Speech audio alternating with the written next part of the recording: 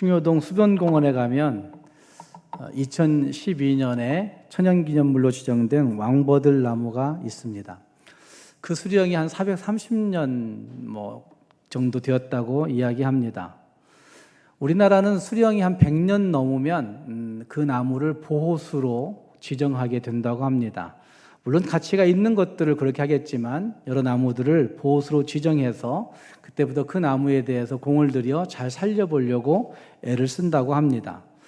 광주에는 한 11종류의 75개의 오주의 보호수가 있다고 얘기합니다.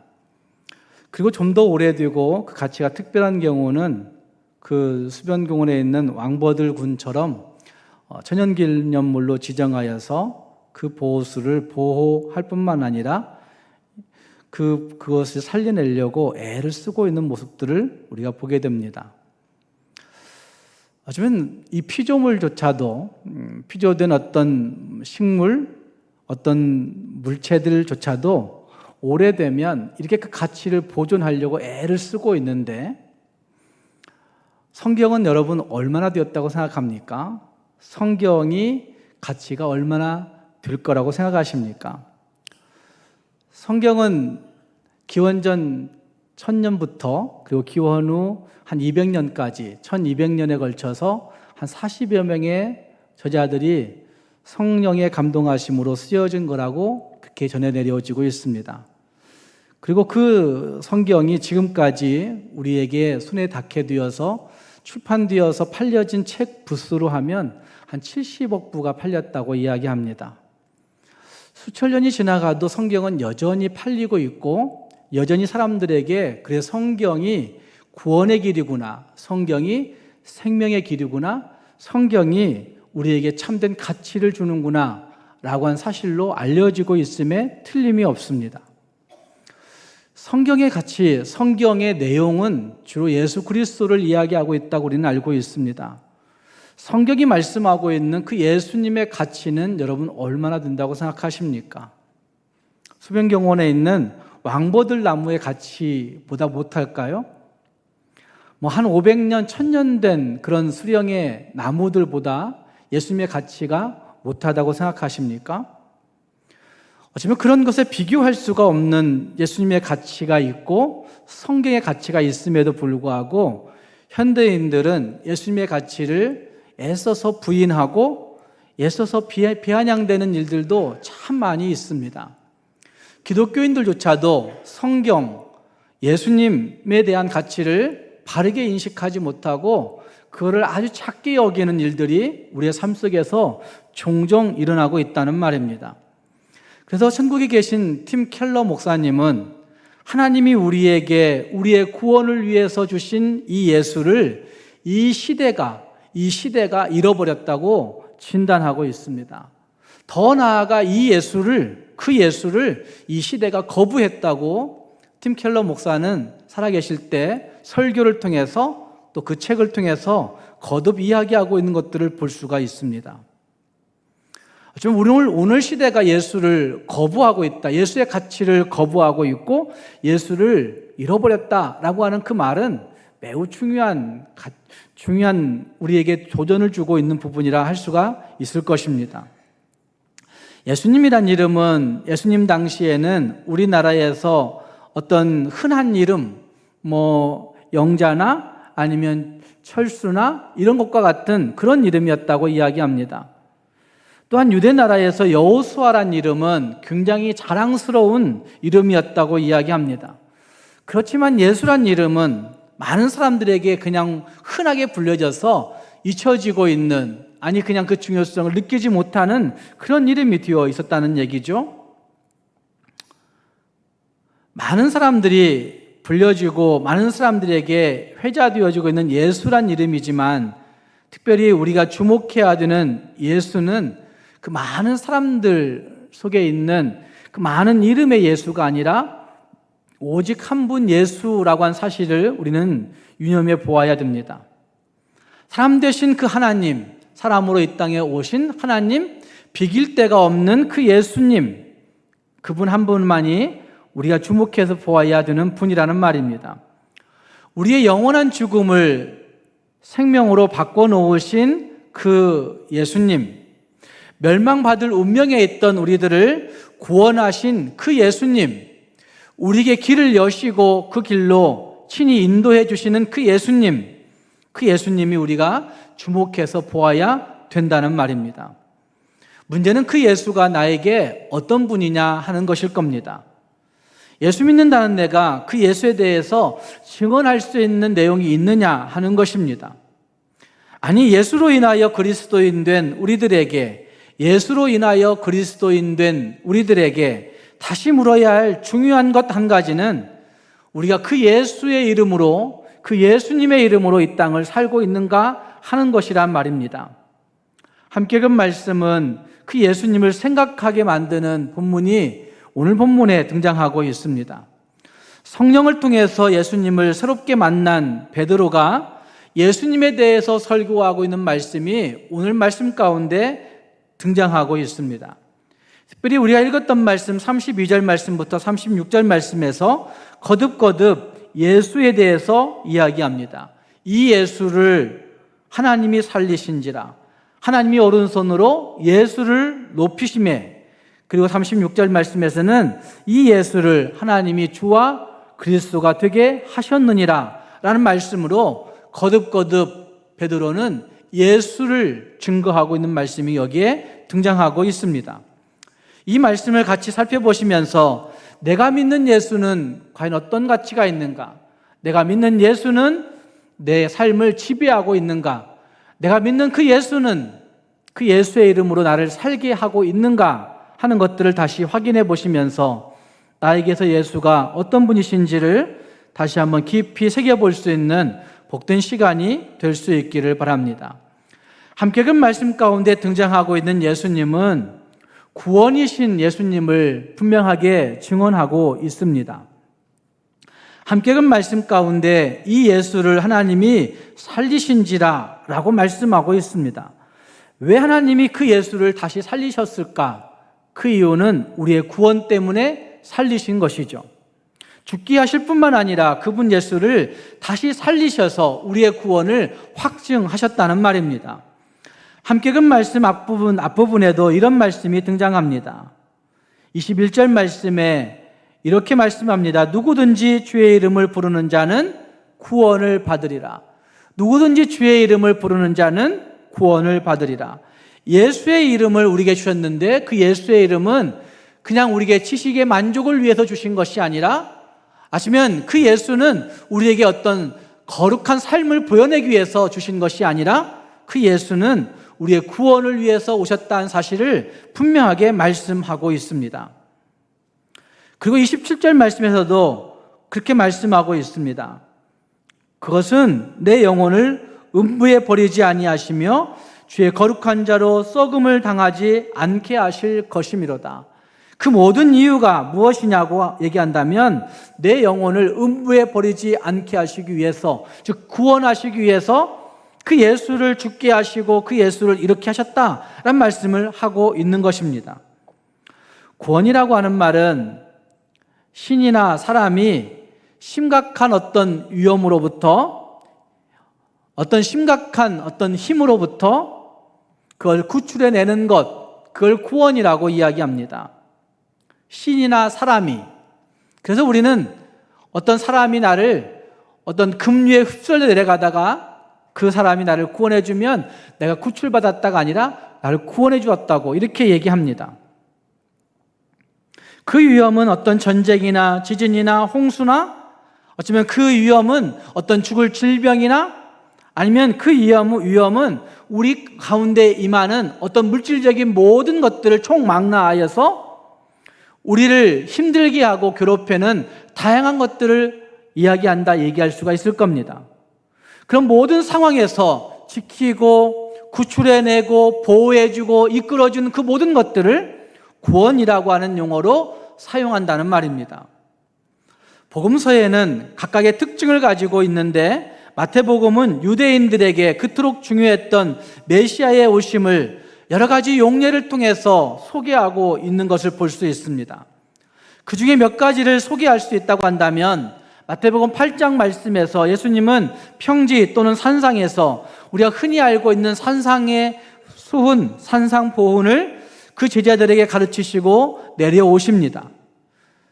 내려오시는 그 예수님을 만나고 예수님을 간절히 붙들고 청하고 있는 사람이 나병 환자였습니다. 나병 환자는 예수님에게 절하면서 말합니다. 주여 원하시면 저를 깨끗이 하실 수 있나이다 라고 그렇게 요청하고 있는 말씀이 거기 등장합니다.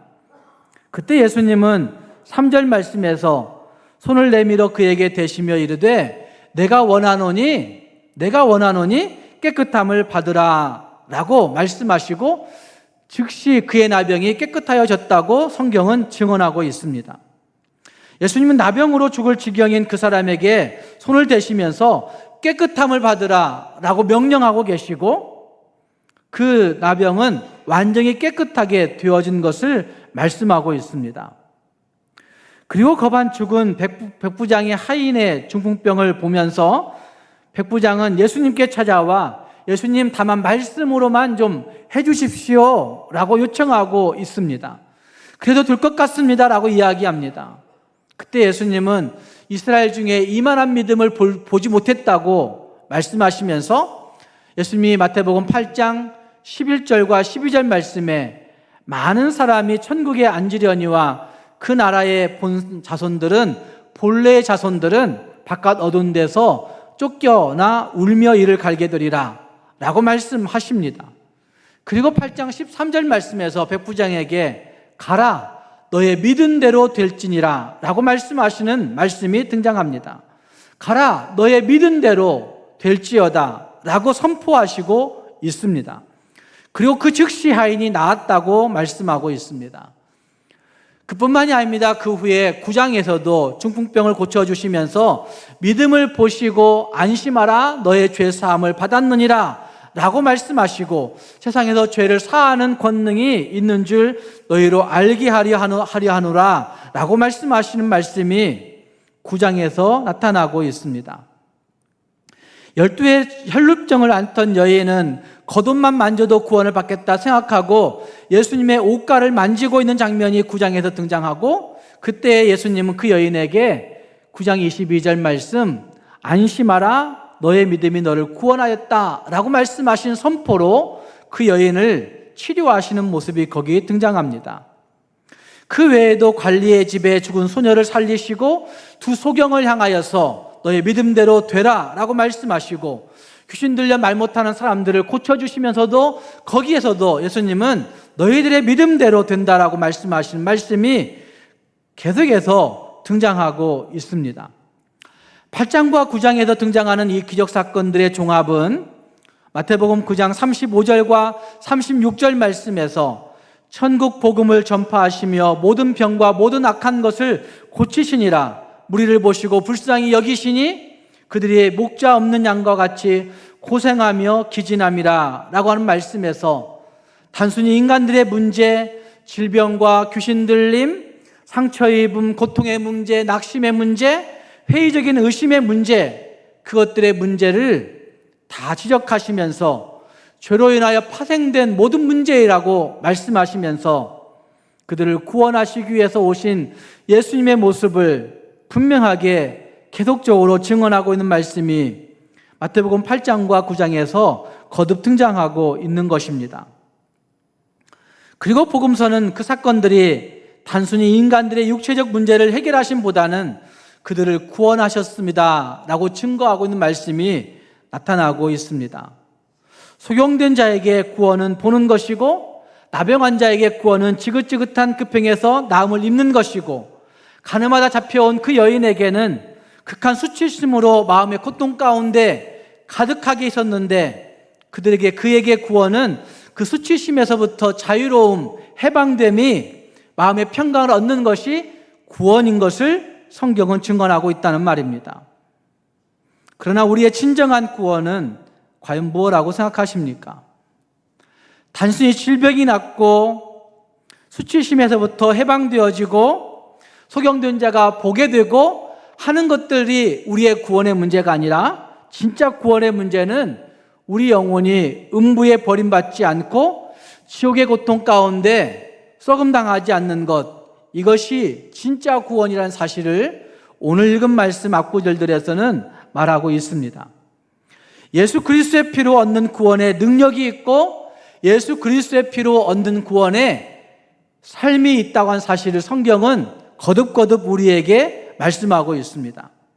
예수 그리스도의 이름을 가지고 구원받은 자들에게는 결코 정죄함이 없고 예수 그리스도의 이름을 확신하고 있는 사람들에게는 능력을 가지고 살아갈 수 있는 삶이 열리게 된다고 말씀하는 말씀이 거기에 등장하고 있다는 말입니다. 예수의 이름은 구원이라고 성경은 증언합니다.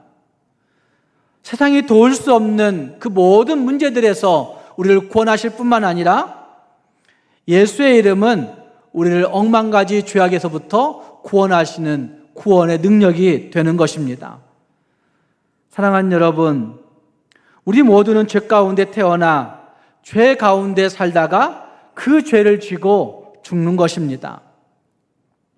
그래서 죽고 다 망했다, 사망했다 이렇게 얘기하는 겁니다. 죽고 다 망해서 없어진 거예요.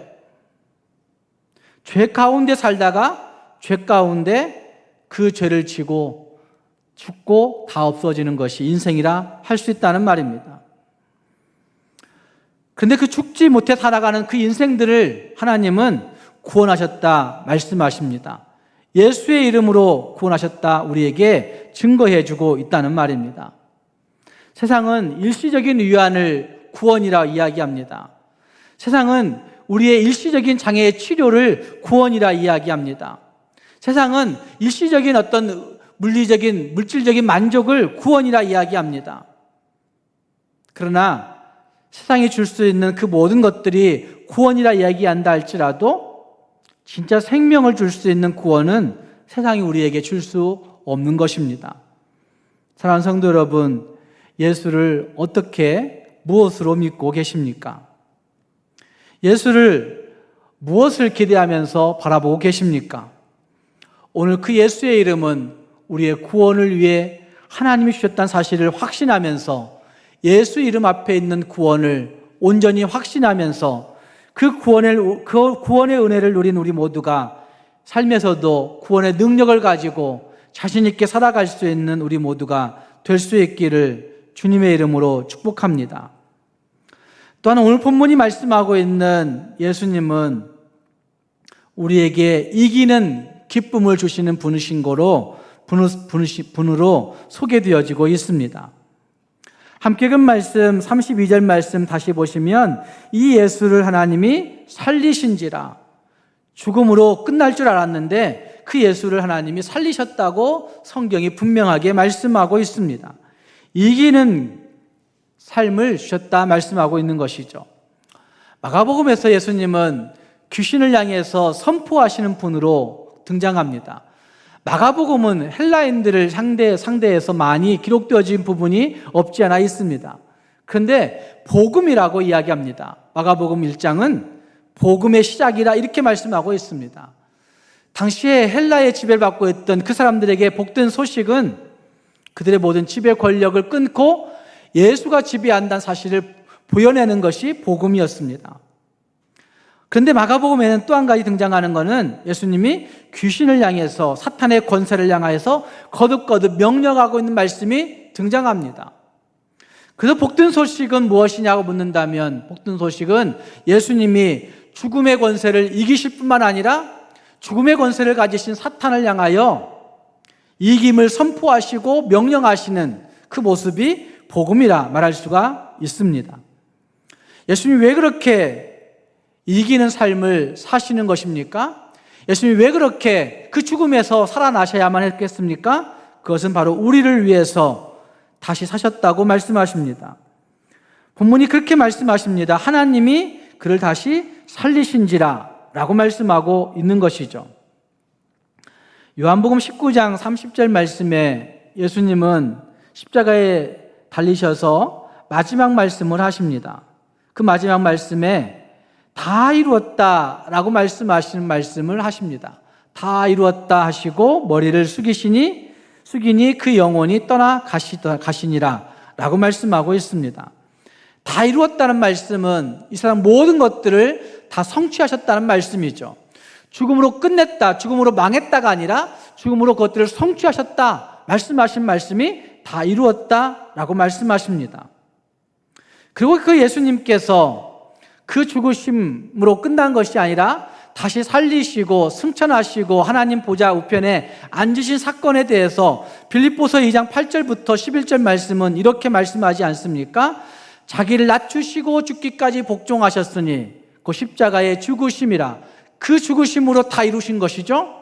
이러므로 하나님이 그를 지극히 높여 모든 이름 위에 뛰어난 이름을 주사 하늘에 있는 자들과 땅에 있는 자들과 땅 아래에 있는 자들로 모든 무릎을 예수의 이름에 꿇게 하시고 세상 모든 것들의 그 이름을 예수의 이름 앞에 무릎 꿇게 하시고 모든 입으로 예수 그리스도를 주라 시인하여 하나님 아버지께 영광을 돌리게 하셨다고 빌립보서는 말씀하고 있습니다. 죽으심으로 끝난 것이 아니라 하나님께서 그를 높이셨다. 그냥 높이신 것이 아니라 모든 이름 위에 뛰어난 이름으로 높이시고 땅에 있는, 하늘에 있는, 땅 아래에 있는 모든 것들이 예수의 이름 앞에 무릎 꿇게 하셨다라고 말씀하고 있습니다. 뿐만 아니라 요한계시록 21장 6절 말씀에서는 예수님이 성령을 통해서 요한에게 이렇게 말씀하십니다. 또 내게 말씀하시되 이루었도다. 나는 알파와 오메가요 처음과 마지막이라. 내가 생명수 생물을 목마른 자에게 값없이 주리니 7절 말씀에 이기는 자는 이것들을 상속하리라. 이기는 자는 이것들을 상속하리라. 생명수 생물을 값없이 주겠는데 이기는 자는 이것들을 상속하게 된다고 말씀하십니다. 예수님의 이김을 상속받게 된다는 말씀을 하고 있는 겁니다. 예수님의 성취를 상속받게 하신다고 말씀하고 있는 것입니다.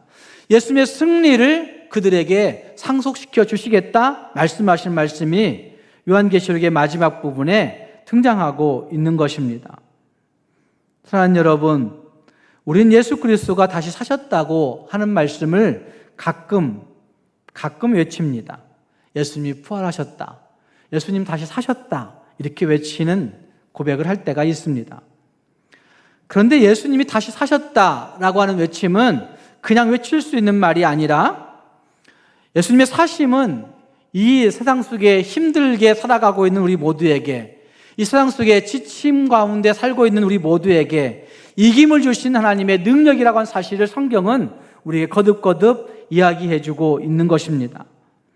사랑하는 성도 여러분, 이 예수를 우리의 구원 삼고 이 예수를 반드시 믿음으로 말미암아 그 예수가 주시는 이김의 능력을, 그 예수님이 우리에게 주시는 그 이김의 능력을 상속받아 살아갈 수 있는 저와 여러분이 될 수 있기를 주님의 이름으로 축복합니다. 마지막 그 예수는 우리에게 무엇이 되게 되었는가? 오늘 읽었던 말씀은 주인과 그리스도라고 말씀하고 있습니다. 36절 말씀이 분명하게 말씀합니다. 그런즉 이스라엘 온 집은 확실히 알지니 너희가 십자가에 못 박은 이 예수를 하나님이 주와 그리스도가 되게 하셨느니라. 확실히 알지니, 이스라엘 온 집은 확실히 알지니 라고 하는 그 말씀은 오늘 우리도 해당되는 말씀인 거죠. 너희 모두는 확실히 알지니 너희가 십자가에 못 박은 그 예수를 하나님이 살리시고 하나님이 주와 그리스도가 되게 하셨느니라 라고 말씀하고 있는 것입니다. 사도행전 2장에 성령 충만을 받은 바드로가 설교하는 내용, 다음 사도행전 3장에서 구걸하는 거지가 등장하고 있는 모습이 있습니다.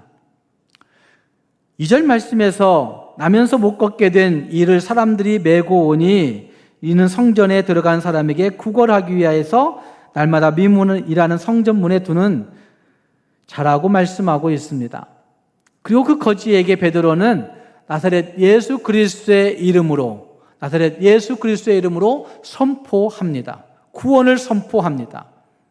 이것은 성령 충만을 입은 베드로의 삶이 예수가 주인되어 주인의 것으로 주인이 명하는 삶을 살고 있는 것들을 보여주고 있는 삶이라 이야기할 수 있습니다. 2장 말씀에서 그렇게 설교했습니다. 예수를 주와 그리스도가 되게 하셨느니라. 베드로 너의 주가 되게 하셨느니라 라고 말씀하셨는데 3장에 와서는 그가 예수가 주인 되어 주인의 것으로 주인이 명령하는 삶을 살고 있다는 사실을 보여내고 있다는 말입니다. 나사렛 예수 그리스도의 이름으로 명하노니, 나사렛 예수 그리스도의 이름으로 내가 명하노니, 이렇게 얘기하고 있는 이유는 그것을 실증적으로 나타내고 있는 모습이라 할 수 있다는 말입니다. 사도행전 3장이 그려내는 거지에게서 우리는 우리 인간의 실존을 볼 수가 있습니다. 어쩌면 예수가 주인 되어 죄와 무능과 탄식을 예수 이름으로 물리치며 살아야 되는데 우리는 세상을 살면 살수록 세상이 주인 되어 살아가게 됩니다. 죄가 주인 되어 살아갑니다. 우리의 무능이 주인 되어 살아갑니다. 우리의 탄식이 주인 되어 살아갑니다.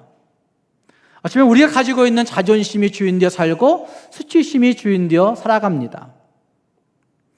예수가 주인 되어 살아가야 되는 예수의 사람들임에도 불구하고 우리는 세상을 살아가면 살아갈수록 세상의 것들이 우리의 주인 되어 살아가는 삶을 떨칠 수가 없다는 말입니다. 이것은 교회 직분이나 신앙의 연륜과도 상관이 없습니다. 괜히 우쭐해 보이려고 유세를 떨어보려고 할 때가 많이 있지만 그건 아무 관계가 없습니다. 예수의 이름이 내 주인 되어 있지 아니하면 세상의 권력의 소리가 더 크게 들려오게 되어 있고, 예수의 이름이 내 주인 되어 있지 아니하면 세상의 물질의 가치가 내게 더 크게 들어오게 되어 있고, 예수의 이름이 주인 되어 있지 아니하면 세상에 되어지는 환경과 상황이 그 위압감이 더 강하게 느껴져서 우리는 그곳에 주눅들어 살아가게 된다는 말입니다.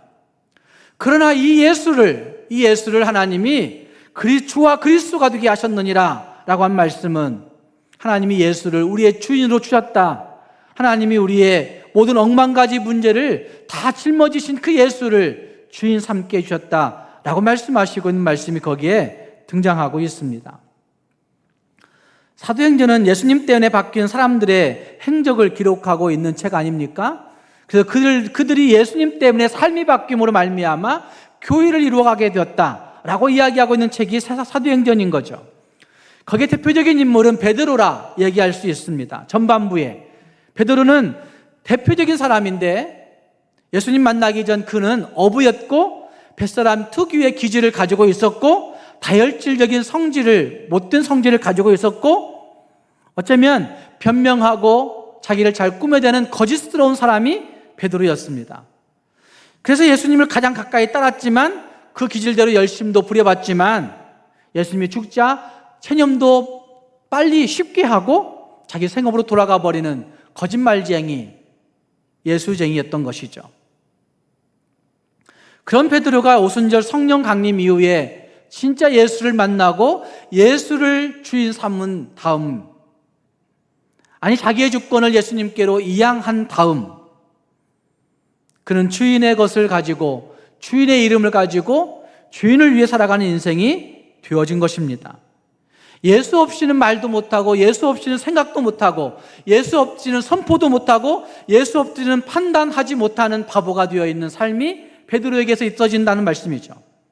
참을성 없던 그 베드로가 끝까지 거꾸로 십자가를 질 때까지 참아낼 수 있었던 그 이유, 위협을 당하고 핍박을 당하고 어려움을 당하면서도 예수와 함께 끝까지 기도하고 참아낼 수 있었던 그 이유, 그를 지탱할 수 있게 했던 이유는 예수를 주로 삼았기 때문에 그의 모든 것들이 송두리째 뒤바뀐 삶을 살아낸 것입니다. 지금 세상은 예수를 주인으로 인정할 것인가, 아니면 내 자신이 주인됨을 확증하고 드러내며 살 것인가의 싸움이라고 저는 생각합니다. 예수를 진짜 주인 삼고 살아갈 것인가, 아니면 내 자신이 주인 되어서 이 땅을 내 마음대로 살다가 죽을 것인가 하는가의 싸움이 지금도 진행되어 있는 거죠. 서점가에 진행되는 베스트셀러 현황만 보아도 잘 알 수 있습니다. 벌써 수년간 모두가 나 자신의 마음을 위로하고 내 마음의 근육을 키우고 내 자신이 주도적으로 뭔가를 할 수 있는 사람이 되어야 되겠다라고 하는데 귀를 기울입니다. 그래서 그런 방향의 책들이 베스트셀러 10위권 안에 다 들어가 있습니다. 세상이 그렇다는 얘기예요. 그 많은 책들이 한 10만 부 정도 팔리면 올해의 책에 들어간다고 이야기합니다. 10만 부 정도 팔리면. 그런데 기독교 계통의 책이 10만 부 이상 팔리면 올해의 책에 들어갈까요? 안 들어갈까요? 20만 부 팔려도 30만 부 팔려도 올해의 책에 들어갈까요? 들어가지 않을까요? 성경은 제쳐놓고 성경은 70억 부나 팔리는 엄청난 책이에요. 그런데 성경은 한 번도 베스트셀러에 들어가지 않아요. 성경은 제껴놓고 신앙적인 글을 쓴 사람들의 이야기들이 베스트셀러에 들어갈까요? 안 들어갈까요? 들어가지 않습니다. 이제 천국 가신 이어령 교수님이 쓴 지성에서 영성으로 라고 한 책은 지적 능력 가지고 있는 지식을 추구하고 있는 현대인들에게 지성이 문제가 아니라 영성이 더 중요해 라고 한 사실을 잘 쓰고 있는 책인데, 그 책은 그 당시에 2018년, 19년 이때쯤에 37만 부가 팔렸어요. 해마다.